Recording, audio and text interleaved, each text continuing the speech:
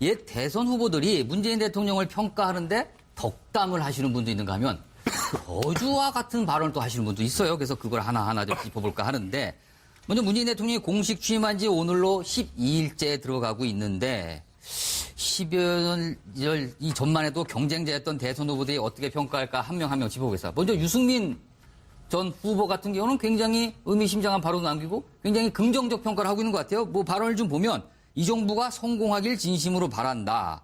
그리고 원래 문 대통령의 전화번호를 몰랐는데 당선 후에 번호를 수소문해서 축하 전화까지 했다. 굉장히 덕담을 하고 있는 것 같은데 유승민 후보의 심정은 뭔가요? 저 진심이라고 생각합니다. 진심으로 이제 축하를 하고 있는 건가요? 예, 그럼요. 그리고 본인이 그것이 한국 정치가 나가야 할 네. 이른바 본인이 얘기하는 개혁적 보수가 나가야 할 길이라고 또 노정하고 있는 거죠. 당연합니다. 저렇게 하는 것은. 저거는 사실은 우리 운동 경기에서도 아주 치열하게 싸우고도 가장 멋있는 모습은 패자가 승자에게다가 축하해주고 손같이 들어주는 모습 아니겠어요? 우리 정치에 없는 모습이라는. 지금 화면 나오고 있는 저게 사실 예. 국회에서 열린 취임 선서식이었는데 대선 후보 중에서는 유일하게 참석을 했어요. 그리고 예, 축하를 예. 해주고 왔습니다. 저게 이제 유승민 후보는 문재인 대통령을 축하해주긴 했지만 본인이 사실은 더 가치가 올라가는 아주 잘한 행보였다고 보고요. 그래서 사실은 당연한 행보를 통해서 잘한 행보로 이해되는 것이 저는 우리 정치의 슬픈 일이라고 봐요. 자, 몇 가지 예를 좀 들어볼까요? 미국에서 2011년도 맥케인 후보가, 공화당 후보가 오바마한테 졌습니다. 재선 때예요. 재선 때 졌는데 제가 지금도 그 장면을 생생하게 기억해요. 미국은 대통령 후보가 떨어지면 낙선 연설을 합니다. 낙선 연설을 해야지 그 뒤에 승자가 본인 당선 수락 연설을 하게 되는 전통이 있는데 그때 맥케인이 지지자들 앞에 서가지고 어떻게 얘기를 하냐면은 성공을 이뤄낸 오바마의 능력과 인내력에 존경을 표한다. 그리고 더구나 그는 많은 미국인들에게 희망을 던져준 사람 아니냐. 축하한다. 이렇게 하니까 지지자들 사실 우해요. 손을 들어서 제지합니다. 그러지 말아라. 그러지 말아라.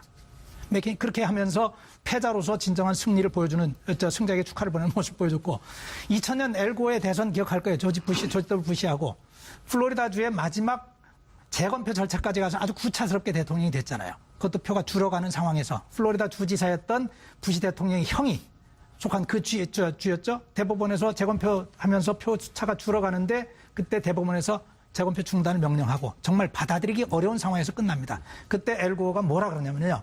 지금은 서로의 차이를 얘기하면서 분열하기보다 화합이 더 절실하다는 점을 깨달아야 할 때다. 그에게 남아있는 우리의 당파적인 적대감은 이제 제껴두고 그가 일 잘할 수 있도록 도와주자. 그에게 신의 가호가 함께할 수 있기를 기원한다. 이렇게 얘기를 하거든요. 얼마나 멋집니까? 이런 모습들이 우리가 참 아쉬워요. 알겠습니다. 예. 지금 유승민 후보의 저런 축하 발언에 대해서 굉장히 선진적인 모습이다 평가를 해준 것 같아요. 그런가 하면 국민의당 안철수 전 후보도 대선 패배 이후 지난 18일입니다. 공식적으로 모습을 드러냈는데 그때 영상 준비한 게 있습니다. 먼저 보겠습니다. 누군가의 가족, 대통령으로서 광주 저는 문재인 정권이 성공하기를 바랍니다. 그리고 민생에 대한 부분, 안보에 대한 부분들은 다당제 하에서도 여러 정당들이 적극 협조하지 않겠습니까? 박상휘 변호사. 예. 이 안철수 후보의 발언을 글자로 봤을 때는 유승민 전 후보의 내용 발언과 그다지 차이점은 없거든요. 그러나 느낌이 약간 다른 것 같아요. 그리고 표현도 보면 문재인 정부가 아니라 문재인 정권이라고 표현을 하네요. 정권이라는 표현은 조금 글쎄요. 어떻게 받아들여야 될까요, 이걸? 정권은 예. 권력 아닙니까? 좀 예, 예. 이미지가 안 좋죠. 정부라는 표현이 좀 좋지 않습니까? 그러니까 아까 유승민 전 후보 예, 같은 경우는 예. 문재인 정부라는 표현을 썼어요. 예. 그러니까 이게 뭔가 같은 내용이진 하나 느낌이 다르다 할까요? 그렇습니다. 저는 그래서 이 유승민 후보가 좀 한 게 좀 격이 좀 높지 않나 저는 그렇게 생각합니다. 그리고 안철수 후보도 깨끗하게 예, 예. 이제 어쨌든 패배를 했기 때문에 그 문재인 정부가 잘 되도록 예. 노력하겠다. 다만 문재인 정부가 잘못돼가는 부분에 대해서는 얘기를 하겠다. 예. 그런 쪽으로 하는 것이 차후에 안철수 그 후보 측에서도 자기 이미지 쇄신을 위해서 좋지 않을까 하는 그러한 생각을 해봅니다. 저렇게 안 한 걸 보니까 그날 행사장에서도 문재인 대통령이 연설할 때 박수를 단 한 번도 치지 않았다라는 기사까지 나오고 있는 건데 글쎄요. 어떤 축하보다는 부러움의 마음이 더 컸을까요? 아무튼 느낌은 상당히 다릅니다. 안철수 전 후보, 안철수 전 의원 이제 이렇게 됐죠. 그렇게 전자를 붙이게 됐습니다, 지금. 안철수 씨에 대해서 제가 한 말씀 드리겠는데 그냥 크게 두 가지만 가볍게 네. 말씀을 드리고 싶네요. 많이들 알려졌는데 이 혼자 밥 먹기를 이제 즐긴다고 그래요. 국회에서도 우리 상임위 같은 거 하고 어디 같이들 뭐 국정조사를 가고 뭐 이렇게 국정감사 가고 하면 뭐 의원끼리 많이 어울리게 되거든요. 그러면 뭐 밥도 같이 먹고 또 뭐 소주도 한잔 하고 이런 게 이제 항다반사인데 이제 제가 듣기에는 같이 밥 먹을 적이 거의 없다. 혼자 따로 가서 밥을 먹는다. 이게 뭐가 연상이 되냐면 우리가 그런 얘기를 듣고 나서 박근혜 전 대통령이 딱 연상이 되는 거예요. 혼자 밥 먹을 수 있죠. 혼자 라면 끓여 먹을 수 있죠. 근데 딱 연상이 이게 소통이 잘 안 되는 그런 성품이구나. 이거는 정말 고쳐야 되고 그렇게 소통이 잘 안 되고 중요한 걸 혼자 결정하고 이렇게 되면 전 미스테이크가 반드시 생길 수밖에 없다. 이런 생각이 들고요. 뭐 정부내 정권이나 이런 표현은 나는 뭐 시골까지 따지고 싶진 않고 네. 그냥 사실 뭐 같은 뜻이에요. 토론 실력을 좀 많이 좀 길렀으면 좋겠지만 대선 때 안철수 그게 후보가 아주 결정적으로 감점을 한 게 TV 토론이었잖아요. 예. 토론 연습 좀 많이 앞으로 자기 좀 하겠다고 얘기를 한 것 같은데 예. 5년 후에 어디 웅변학원 아니죠? 토론학원 있나요? 좀 많이 갈고 닦았으면 그 좋겠다. 얘기는 조금 이따 한번 이어가 보겠습니다. 자, 지금 저희가 그러니까 전 후보들에 대해 얘기하는데 이분도 빠지지 않습니다. 덕담을 하는 듯한 유승민 후보, 뭔가를 굉장히 부러워하는 듯한 안철수 전 후보에 이어서 홍준표 전 후보, 미국에 갔으나 몸은 미국에, 마음은 한국에 있는 듯한 느낌을 지울 수가 없는데, 자, 이분 한 발언 한번 백 변호사가 소개해 주시죠. 사실 홍준표 전 지사 같은 경우에는 왜 미국을 가는지 잘 모르겠어요. 거의 매일 이제 뉴스의 중심에 서시는데 이번 내용은 그러니까 이번에 윤석열 중앙지검장을 임명하면서 뭐 국정농단 사건에 대해서 뭐 공소유지나 뭐 재수사가 중요하다라는 그 내용의 얘기를 한 게 사실상 검찰의 수사에 문재인 대통령이 개입을 한 거고 그러면 이게 미국이라면 사법방해죄에 해당하고 이러면 결국 탄핵감이 아니냐라는 얘기, 극단적인 얘기까지 했습니다. 사실 저는 이제 홍준표 맞아. 그러면서 뒤에다 뭐 국민적 저항에 부딪힐 것이다. 국민적 저항 결국 또 탄핵 그런 얘기까지 연결이 되는 건데요. 사실 그렇습니다. 저는 홍준표 후보 그리고 지금 그 홍준표 후보가 속해 있는 자유한국당이 사실 어찌 보면 보수의 괴멸을 가지고 온 장본인 중에 한 명입니다. 그렇게 말씀드릴 수밖에 없어요. 그런데 사실 이번에 문재인 대통령이 당선이 되고 지금 현재 자유한국당 지지도 8%까지 떨어졌습니다. 그래서 사실 지금 보수의 총체적인 위기 상황에서 네. 보수가 살아날 길은 과거에 잘못된 관행 그릇된 걸 다 털고 완전히 새로운 모습을 보여줘야 되거든요. 그래서 홍준표 지사도 미국에서 이번 SNS에 그런 얘기 했잖아요. 구보수주의는 가고 신보수주의가 와야 된다. 저는 그 신보수주의가 뭔지 그 내용을 좀 설명해 주셨으면 좋겠고 이 국정농단과 관련된 부분은 자유한국당도 완벽하게 다 털고 반성하고 그리고 어느 정도 자유한국당 내에서도 인적 청산이 이루어지고 그리고 국민들한테 우리 이제 앞으로 보수 이렇게 나가겠습니다라고 해야 우리나라 국민들 중에 굉장히 많은 수를 차지하는 보수를 지지하는 유권자들의 마음을 되돌릴 수 있지 지금 이런 방식으로 또 지금 왠지 보면은요, 이 국정농단에 관련된 수사, 뭐 탄핵 이 얘기만 나오면 벌써 자유한국당 쪽에서 알레르기 반응을 계속 내는 것 같아요. 이것도 마찬가지 않습니까? 이런 부분을 가지고 문제 삼는 것보단 오히려 더 철저하게 재수사를 통해서 이 부분에 대한 진실을 더 밝혀주길 바란다가 훨씬 멋있는 메시지가 아닐까. 저는 그게 보수에 나갈 길이라는 생각이 백 변호사가 생각하는 이 홍준표 전 지사의 지금 심정은 뭡니까? 사실 저는 저번 대선 당시에는 어쨌건 태극기 집회 측에도 러브콜을 보냈고 그리고 친박 쪽에도 러브콜을 보냈습니다. 그리고 뭐 당내 화합 필요하다고 했는데 지금 친박과 지금 대립각을 세우고 있는 모양새는 결국 당권 아니겠습니까? 저는 그런 당권을 놓고 지금 이런 뭐 경쟁을 하는 것보다는 좀 큰 그림을 봐야 될 때 아닌가 생각합니다. 알겠습니다. 자, 박성규 전 대변인께서 발언 요청하셨습니다. 제가 뭐 얘기를 좀 드려야 될 것 같아요. 좀 예. 민망합니다. 사실은 부끄러움을 알아야 되고 사실은 책임을 알아야 되는데 자유한국당 내 아직 대선이 끝나고도 그런 모습이 잘 보이지 않는 것 같아서 그건 비단 홍준표 전 대선 후보 한 사람만의 문제는 아닌 것 같아요.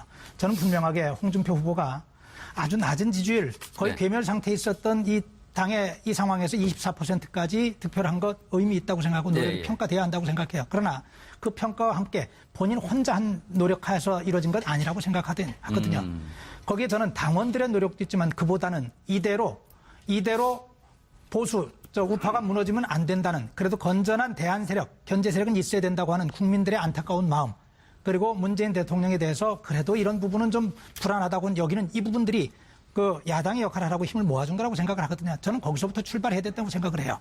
그런데 아직도 이제 선거 끝난 지 얼마 됐다고 당권 얘기하고 그 과정에서 이렇게 거친 얘기들 나오는 거 저는 상당히 좀 민망하고요.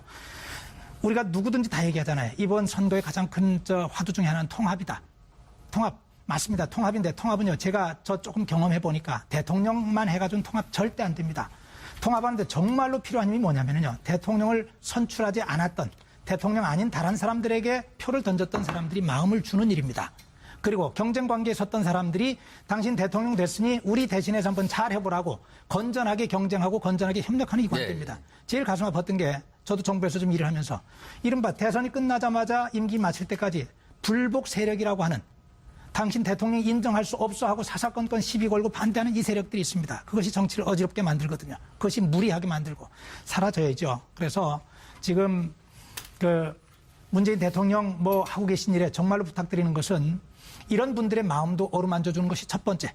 그 진정성 있게 어루만져 주는 것 첫 번째. 그리고 아까 윤석열 지검장 얘기했지만 이런 분들 내 마음에 들지 않지만 혹시는 원칙적으로 소신 있게 가는 사람들의 결정과 행동을 참아주고 그 사람들을 품어주는 이 역할 저는 계속 좀 이어져야 그런 실질적인 통합이 가능하다고 믿고 있습니다. 예, 저도 대통령의 예. 공약에 반대했던 사람들, 문제 제기를 했던 사람들의 말에도 좀 경청을 하는 그러한 정부가 되었으면 좋겠다고 생각하고요.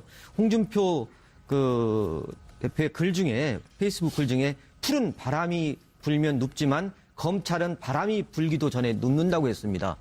이거는 뭐겠습니까? 검찰 본인도 해보니까 정권 바뀌면 알아서 이렇게 눕는다는 거거든요. 좋게 말하면 촉이 발달된 거고 나쁘게 말하면 너무 알아서 움직인다 이렇게 되겠네요. 그런데 지금 홍준표 대표에게는 큰 난관이 하나 있습니다. 성완종, 예, 그 돈 관련해가지고 아직 대법원 대법원 판결이 나와 있습니다. 예. 저도 알겠습니다. 한 말씀만 보탤까요? 저는 길게 얘기 안 하겠습니다. 네. 홍준표 전 후보의 경우에, 전 지사의 경우에, 아까 24% 득표했다고 그랬잖아요. 그죠? 이번 대선. 네, 맞습니다. 자유한국당 홍준표 후보 24%. 제가 일부러 한번 그 대선 기간 중에 서울 신촌에선가 했던 그 홍준표 후보 그 유세 장면 네. 유튜브로 한 20몇 분짜리를 처음부터 끝까지 유심히 봤어요. 네.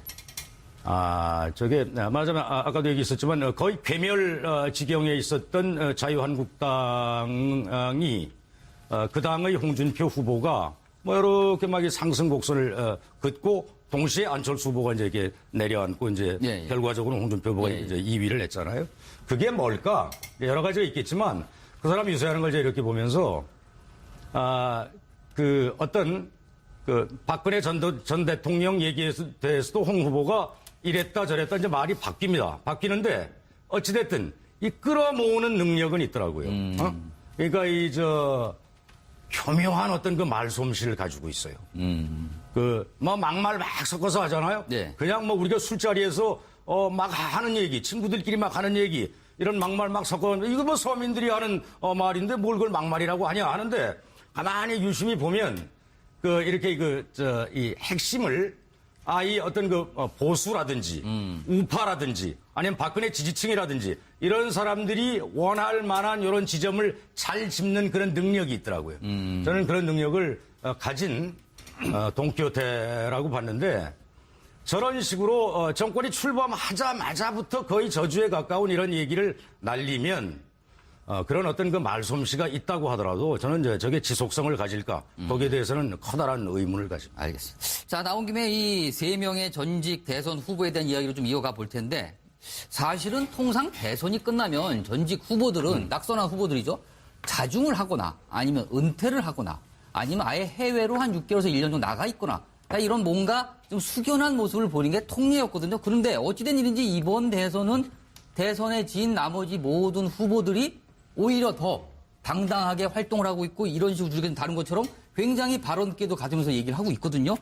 자, 이거는 혹시라도 재수를 통해서 대통령에 당선이 된 문재인 대통령을 벤치마킹하는 게 아닌가. 뭐 이런 느낌도 있어요. 백 변호사는 이런 제 설명 좀 어떻게 보세요? 사실 저는 지금 이 다른 대선 후보들의 지금 계속 이런 계속되는 발언들은 그렇게 바람직하지는 않은 것 같습니다. 대선 패배에 대해서 한번 고민을 하고 그리고 무너진 지지층을 어떻게 추스리고 그리고 본인도 다음에 대권에 또 도전한다면 내가 이번에 어떻게 실패를 했으니까 다음에 어떻게 나가야겠다는 청사진도 좀 그리고 네, 예. 그런 시간을 좀 가졌으면 좋겠는데 홍준표 지사 같은 경우에는 그런 시간을 갖기 위해서 미국에 가신 것 같은데 가서 매일매일 이렇게 SNS 하시고요. 그 당을 향해서는 이게 당에서 아주 회자됐죠. 바퀴벌레처럼 바퀴벌레. 숨어있다가 나타났다는 아니면 구보수주의의 잔재들이다. 뭐 굉장히 사실은 심한 얘기를 당 내부상에 했거든요. 그러니까 대놓고 친박을 향해서 공격을 한 거죠. 예, 예. 그러니까 저는 그게 결국 홍준표 후보가 당권을 장악을 하고 나중에 그걸 기반 삼아서 소위 말하는 재수를 꿈꾸는 게 아닌가라는 생각이 드는데 예. 지금 이게 어쨌건 6월 말 7월에 이제 전당대회를 해야 되니까 그것 때문에 지금 이렇게 말씀을 하신 것 같은데 그러면 국민들이 바라보기에는 사실 패배에 대해서 너무 뻔뻔하다고 생각할 것 같고요. 안철수 전 대표 같은 경우에는 원래 재충전의 시간을 갖겠다라고 얘기를 하셨는데 네, 예. 얼마 전에 모 자리에서 다음 대선에서는 50% 이상 압도적 득표를 해서 당선이 되겠다 이런 얘기를 하셨단 말이에요. 이미 다음 대선 얘기를 해버렸어요. 저는 그래서 저번에 우스갯소리로 재충전의 시간을 갖겠다. 근데 충전기 꼽기도 전에 그런 얘기를 하신 것 같아서 충전을 하고 나서 이제 그런 얘기들 메시지들 좀 나중에 나와야 되는 것 같고요. 그리고 안철수 후보 같은 경우에는 이번에 5.18 기념식 가서 박수 치지 않았던 것. 그러니까 안철수 후보가 왠지 모르게 굉장히 포용력이 없는 사람처럼 많이 보였어요. 이번에 그 토론 과정에서도 그렇고 그런 부분들에 대해서 본인 스스로 좀 변하고 나서 그런 얘기를 하시는 게 낫지 않을까.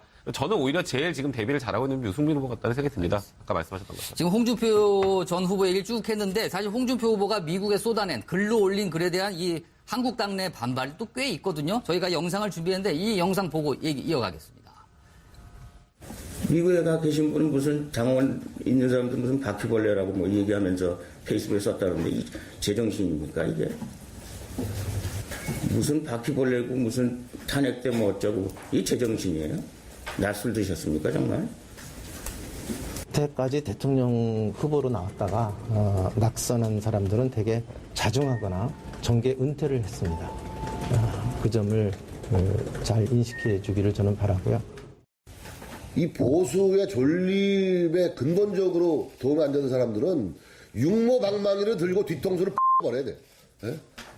동지라는 거에서 이제 적으로 간주해서 무참하게 응징해야 된다. 응징해야 된다는 얘기인가? 자, 지금 저희가 홍준표 전 후보 얘기 쭉 했는데 다른 후보 얘기도 좀 해보겠습니다. 지금 잠깐 안철수 전 후보 얘기 나왔는데 다음 주부터인가 당사 내일 정도부터는 전국을 돌면서 낙선 인사를 하고 다니겠다. 그리고 아까 잠깐 나왔지만 다음 대선 얘기를 본인 입으로 스스로 꺼내놨거든요. 자, 박상균 변호사는 지금 대선 패배한 지가 불과 얼마 안 됐거든요. 보름도 안 지났습니다. 그런데 빠르기도 빠릅니다. 다음 대선 얘기를 벌써 하고 있거든요. 본인이 나간다는 정도의 내용으로. 이건 어떻게 좀 읽어야 될까요? 저는 예전에 문재인 대통령께서도 떨어졌을 때 예, 예. 아마 떨어지고 나서 난 대통령 안 나가겠다 이런 말씀 안 하셨거든요. 그런 얘기는 안 했었죠. 그렇습니다. 그래서 저는 안철수 후보도 예. 당연히 자기를 지지했던 사람들에 대해서 인사는 해야 한다고 저는 생각합니다. 그다음에 지금 안철수 후보에게 정말 필요한 게 뭐겠습니까? 국민의 당의 지지율, 특히 호남에서 지지율이 많이 떨어졌거든요. 이거를 복원하는 길입니다. 그리고 내가 왜 떨어졌는가? 내가 왜 국민들로부터 지지를 얻지 못했는가?